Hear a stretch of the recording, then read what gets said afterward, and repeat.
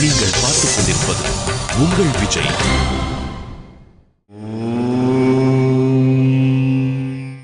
शिवाय परमेश्वराय शशिशेखराय नमः. शिवाय परमेश्वराय शशिशेखराय नमः. भवाय गुणसंभवाय शिवताण्डवाय नमः. भवाय गुणसंभवाय शिवताण्डवाय. शिवाय कैलासवास गंगाधराय नमः. भवाय गुणसंभवाय शिवताण्डवाय नमः. भवाय गुणसंभवाय शिवताण्डवाय नमः. அந்த பரமேஸ்வரனை எத்தனை பேர் தன்னை மறந்து பக்தி பண்ணும்போது இப்பேற்பட்ட ஸ்ரீ அருணாச்சல மகாத்மியத்துடைய பூர்வ பாகம் உத்தர பாகம்னு ரெண்டு பாகமா பிரிய, அவற்றில் பூர்வ பாகம் பிரம்மாவுக்கும் சனகருக்கும் நடக்கக்கூடிய சம்வாதம், உத்தர பாகம் மார்க்கண்டேயருக்கும் நந்தி பகவானுக்கும் இருக்கக்கூடிய சம்வாதம்.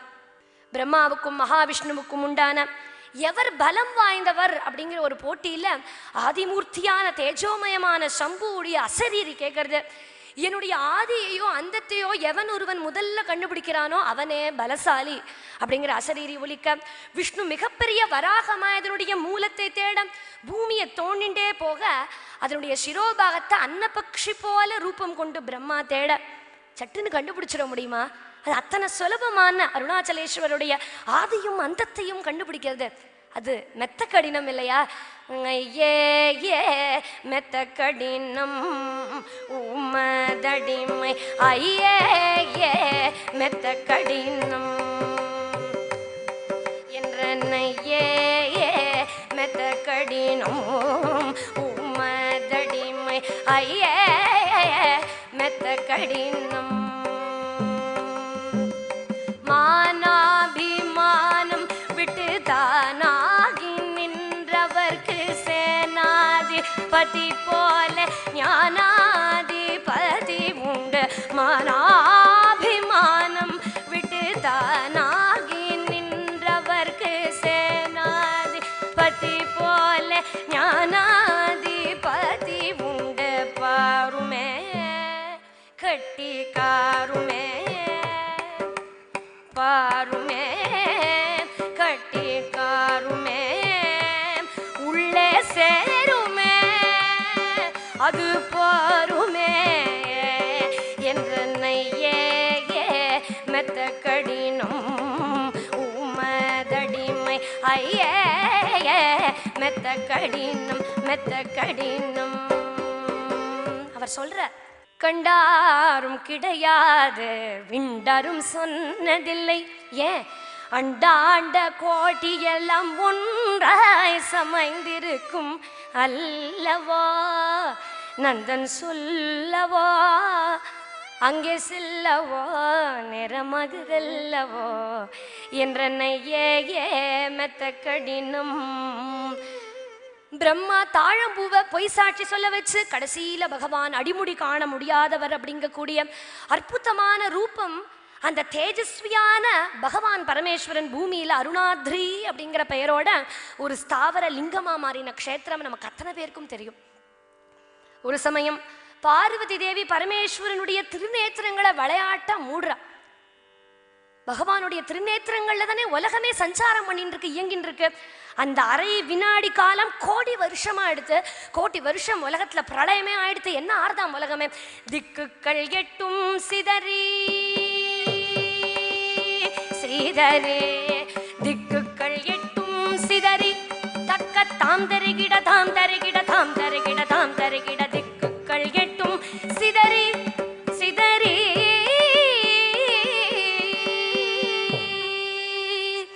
பக்க மலைகள் உடைந்து வெள்ளம் பாயுது பாயுது பாயுது திக்குகள் எட்டும் சிதற. அம்பாள் பார்க்குறா கௌரி தேவி, இதுக்கு பிராய்ச்சித்தம் உண்டா அப்படின்னு கேட்க பகவான் கம்பாநதி தீரத்துல காஞ்சிங்கிற திவ்ய க்ஷேத்திரத்துல நீ தபஸ் பண்ணு. ஏலவார் குழலியான தேவி அந்த பகவானுடைய மணலிங்கத்தையே பிடிச்சி ஏகாகிர ஸ்ரத்தையோட பிரம்மா மகாவிஷ்ணு அத்தனை பேரோட அறிவுறுத்தலோடையும் பேர்பட்ட திவ்ய க்ஷேத்திரமான காஞ்சிபுரத்துல பரம சௌலபியத்தோட தன்னை மறந்து ஏகாகிர பக்தியோட ஏகாம்பரேஸ்வரரையே தியானம் பண்றாளாம். க்ஷேமம் குரு காமாட்சி ஓ ஜகதம்ப, க்ஷேமம் குரு காமாட்சி ஓ ஜகதம்ப, காத்யாயினி கௌரி காஞ்சிபுரவாசினி, க்ஷேமம் குரு காமாட்சி. அத்தனை பேருக்கும் க்ஷேமத்தை கொடுக்கக்கூடிய அம்பாளான அந்த கௌரி தேவி காமாட்சியா இருந்து பரமேஸ்வர ஆக்ஞா, அம்மா நீ கௌதம மகரிஷியின் இடத்துல போய் அருணாச்சல மகாத்மியத்தை சிறப்புற தெளிஞ்சுண்டு பின்னாடி பேர்பட்ட திவ்ய கஷேத்திரத்துக்கு வந்தாதான் அர்த்தநாரீஸ்வர கோலம் உனக்கு கிடைக்கும்னு சொல்ல கௌதம மகரிஷியின் இடத்துல கௌரி தேவி கேட்கிறா, அருணாச்சல கஷேத்திரத்தோட மகாத்மியம் பேர்பட்டது எனக்கும் கொஞ்சம் சொல்லுங்கோளேன்னு கேட்க கௌதம மகரிஷி சொல்றார், 100 பிரம்மாக்கள் கூடினாலும் கூட சொல்ல முடியாதோ எந்த சிகரத்தை பார்த்த மாத்திரத்துல சர்வ பாபக்ஷய மாத்திரம் அல்ல, ஞான திருஷ்டியும் ஒரு பாமரனுக்கு கூட கை கூடுறதோ ஏற்பட்ட க்ஷேத்திரத்தை பத்தி நான் உனக்கு சொல்றேம்மா அப்படின்னு பகவான் கௌதம மகரிஷியோட ஆக்ஞையா கொடுக்க கௌதம மகரிஷி கௌரி தேவிக்கு சொல்லிண்டே வரார் அருணாச்சல மகாத்மியத்தை. தேவி அந்த பகவானையே தபஸா பாவிச்சு பண்ணிட்டு இருக்கா பர்ணசாலையில. தேவாலாம் இப்பதான் ஓடி வரா, அம்மா நீ தபஸ் பண்றது இருக்கட்டும், ஒரு அசுரன் கொடுமைப்படுத்தின்னு இருக்கானே, எங்களை நீ ரட்சிக்க வேண்டாமா, ஜகத்துக்கே நீ தாயல்லவோ அப்படின்னு கேட்க மகிஷாசுரனோட கொட்டத்தை அடக்கிறதுக்காக கௌரி தேவி இதே காலத்துல காலாக்னி வடிவான துர்காம்பாளா மாறம் ஹரி கொடுத்த 5 பானங்கள், சதாசிவன் கொடுத்த 5 பானங்கள், பிரம்மா கொடுத்த 4 பானங்களையும் கையில எடுத்துட்டு சிம்ம வாகனம் ஏறி பகவதி தேவி சங்க முழங்க மகிஷாசுரனை அழிச்சு நர்த்தனம் பண்றாளாம். அந்த தேவி தேவியினுடைய நர்த்தனத்தையோ அந்த தேவி கொடுக்கக்கூடிய பாவத்தையோ விவரிக்க முடியுமோ?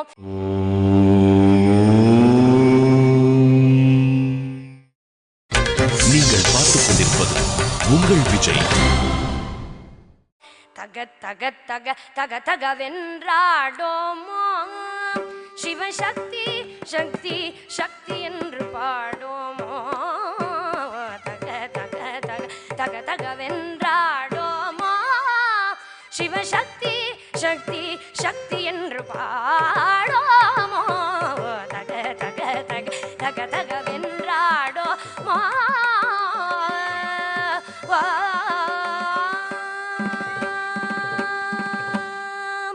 அகத்தகத்தகத்தினிலே உள் நின்றாள் அவள் அம்மை அம்மை எம்மை நாடு போய் வென்றாள், புக புக வின்பமடா போதெல்லாம் புறத்தினிலே தள்ளிடுவாய் சூதெல்லாம்.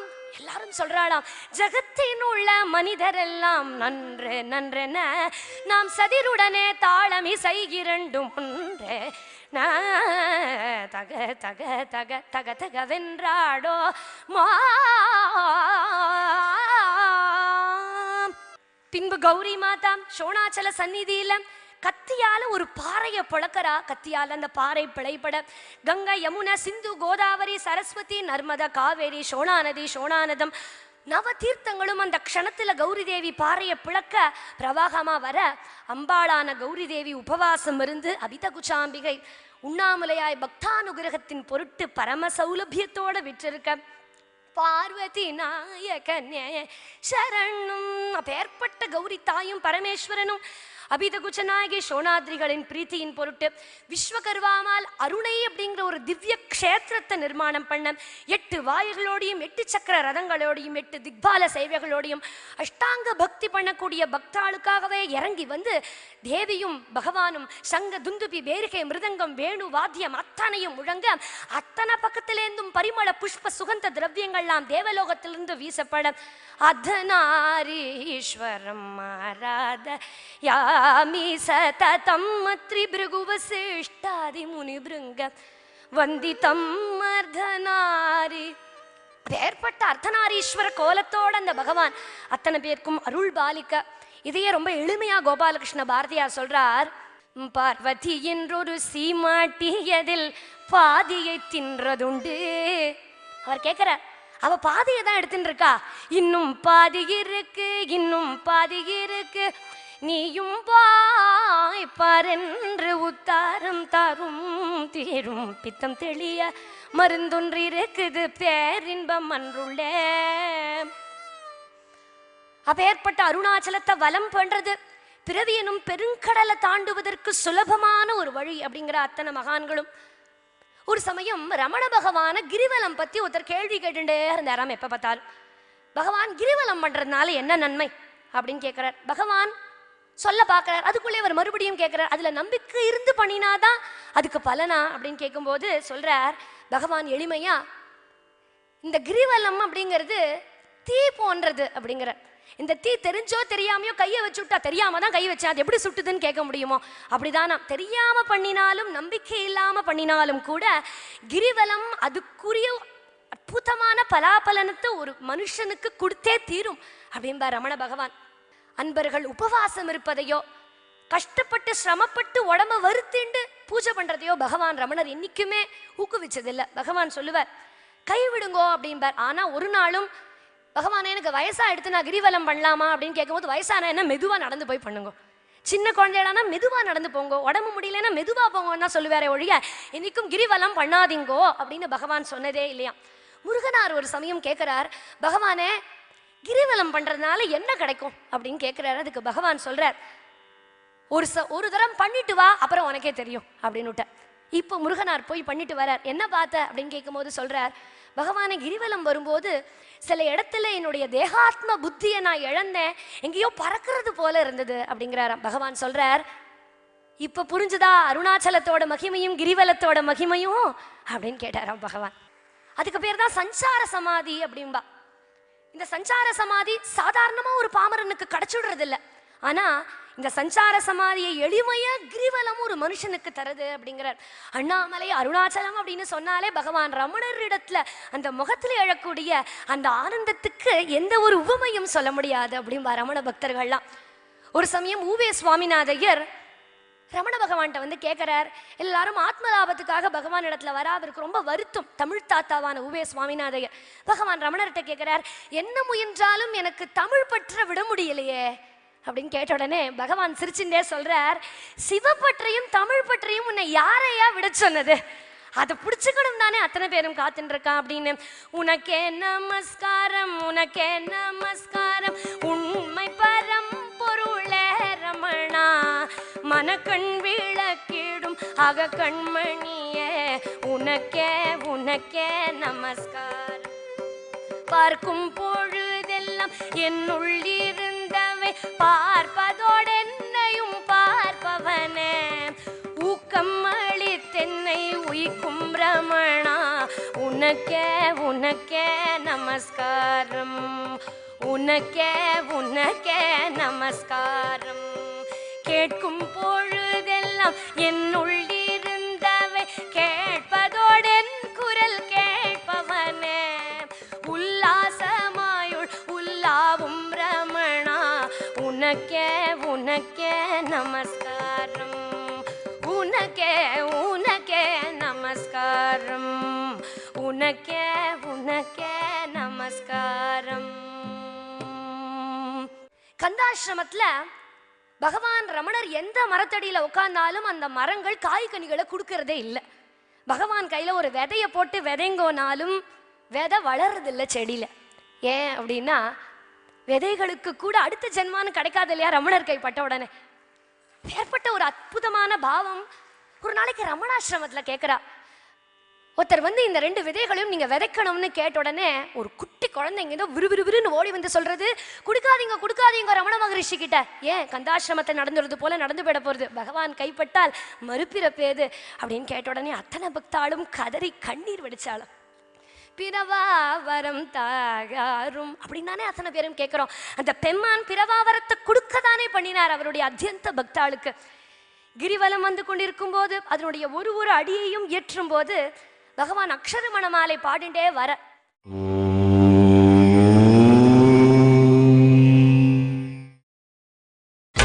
நீங்கள் பார்த்துக் கொண்டிருப்பது உங்கள் விஜய். அந்த கிரிவலத்துல ஒரு அடியும் வச்சு வரும்போதே குறிப்பா இந்த 34வது பாடலான அக்ஷர மணமாலையில சேராயின்மை நீராய் உருகி கண்ணீராற்றழிவேன் அருணாச்சலா, சேராயின்மை நீராய் உருகி கண்ணீராற்றழிவேன் அருணாச்சலா. அப்படியே அந்த வரிய பகவான் ஏற்றும் போது அவர் அப்படியே நெக்குருகி கதறி அழறார். அவர் உடம்போடு அப்படியே சுவாதீனம் இல்லாம அந்த அருணாச்சல பகவான் அந்த க்ஷணத்துல அருணாச்சலேஸ்வரராவே காட்சி கொடுத்தாராம் பகவான். மேலும் அன்பர்கள் யாராவது அருணாச்சலம் தங்களை முக்தி நெருக்கி இட்டு செல்லுமான்னு கேட்கும்போது பகவான் சொல்லக்கூடிய பதில், எந்த அருணாச்சலம் உன்னையும் என்னையும் இந்த இடத்துக்கு இழுத்துதோ அதுவே முக்தி நெறி கண்டிப்பா கொடுக்கும், நீ கவலைப்பட வேண்டாம் அப்படின்னு அத்தனை பக்தாளுக்கும் சொல்லுவாராம். ஆத்ம லாபத்துக்கு உண்டான அப்பளத்தை எடுங்கோ அப்படிங்கிற பகவான். எப்போ ஒரு பேனா எடுத்து சோதிக்கும் போதோ எழுத ஆரம்பிக்கும் போதும் முதல்ல பகவான் ரமணர் எழுதக்கூடிய வார்த்தை அருணாச்சலம் அப்படின்னு தான் எழுதுவது வழக்கம். ஒரு சமயம் அம்மா அழகம்மை ரமணனுக்கு அப்பளம் பிடிக்குமே அப்படின்னு ஆசைப்பட்டு பண்ணும்போது பகவான் சொல்றாரு, இந்த அப்பளம் எல்லாம் எனக்கு வேண்டாம், எனக்கு வேணுங்கிற அப்பளம் ஆத்ம லாபத்தை தாண்டி அனுபூதி நிலையை கொடுக்கக்கூடிய அப்பளம், அந்த அப்பளத்தை அத்தனை பேரை விடுங்கோ அப்படின்னு மனித இனத்துக்கு அப்பளமிட்டு பாரு, அதை சாப்பிட்டு ஆசையை தீரு அப்படிங்கிற. அப்பளமிட்டு பாரு அதை சாப்பிட்டு ஆசையை தீரு, அப்பளமிட்டு பாரு அதை சாப்பிட்டு ஆசையை தீரு, அப்பளமிட்டு பாரு.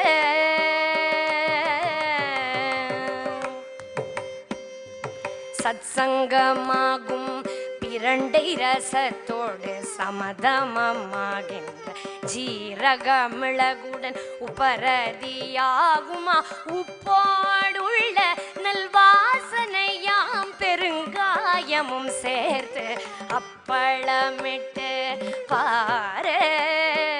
கல் நெஞ்சில் நான் நான் என்று கலங்காமல் உள்முக உலக்கையால் ஓயாதிடித்து சாந்தமாம் குழவியால் சமமான பலகையா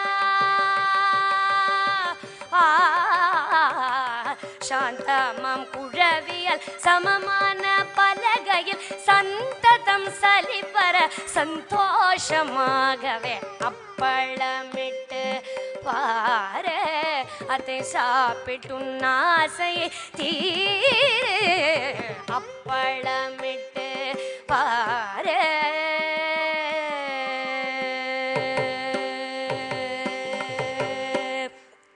ஒரு நாளன்னைக்கு கிரிவலம் பண்றதுக்கு அலாதியான பலனை பகவான் கொடுக்கிறார். ஞாயிற்றுக்கிழமை பிரதட்சணம் பண்றதுனால சூரிய மண்டலத்தை பிளந்து சிவலோக பிராப்தி கிடைக்கிறது. திங்கள் கிழமை ஜனன மரணங்களை தாண்டி உலகத்துல எவன் ஒருவன் பண்றானோ அவன் சந்தோஷியா வாழறான். செவ்வாய்க்கிழமை பண்றவன் கடன் முழுவதும் ஒழிந்து சக்கரவர்த்தியா வாழறான். புதன்கிழமையில சர்வஜனும் பண்டிதனுமா மாறறான். வியாழக்கிழமையில லோகத்துக்கே குருவா மாறுறான் கிரிவலம் வரதுனால. வெள்ளிக்கிழமையில சகல விதமான சௌபாகியங்களும் பொருந்தக்கூடியவனாய் வாழறான். சனிக்கிழமையில வலம் வரதுனால கிரகதோஷம் ஜகத்துல ஜெயமே ஒருத்தனுக்கு கிடைக்கிறது. கௌதம மகரிஷி சொல்லிண்டே வரார் கௌரி தேவியின் இடத்துல, அம்மா அருணாச்சல கிரிவலத்தோட பிரபாவத்தை பார்த்தோம். அப்ப ஏற்பட்ட அருணாச்சல கிரிவலமே பிரபாவம் வாய்ந்தது அப்படின்னா இந்த அருணாச்சலனை அத்தனை பேரும் கொண்டாடும்படியான தீபோத்சவ காலகட்டம் எப்படி இருக்கும் அப்படின்னு கௌதம மகரிஷி கௌரி தேவிக்கு சொல்லிண்டே வரார். அருணாச்சல தீபத்தை தரிசிக்க கூடியவனே பாக்யவான். சோணகிரி தீபத்தின் பொருட்டு எவன் ஒருவன் நேர்ல போயோ பணசகாயமாகவோ மனோ வா காயத்துல எந்த ஒரு உதவி பண்ணினாலும் அவன் ஸ்வர்க்கபோகம் கண்டிப்பா அடையறாங்கிறதுல கொஞ்சமும் சந்தேகம் இல்லை அப்படின்னு சர்டிபிகேட்டே கொடுக்கிறார் கௌதம மகரிஷி கௌரி தேவி கிட்ட. ஓம் எனும் பிரணவம் சூழ ஓங்கிடும் அண்ணாமலையே கார்த்திகை ஒளியில் நடமிடும் அருணாச்சலமே நடமிடும் அருணாச்சலமே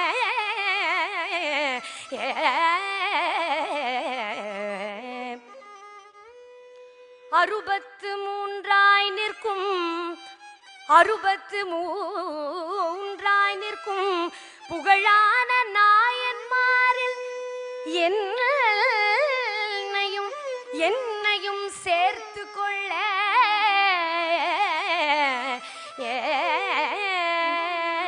என்னையும் சேர்த்து கொள்ள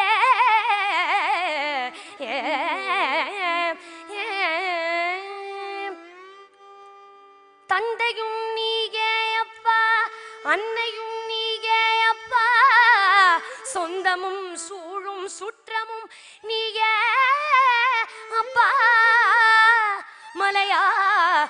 ஆக இருந்து அமர்ந்து தவமாளும் பரமேஸ்வரனே உன்னையன்றி கதி வேறில்லை தயவு செய் அருணாச்சலனே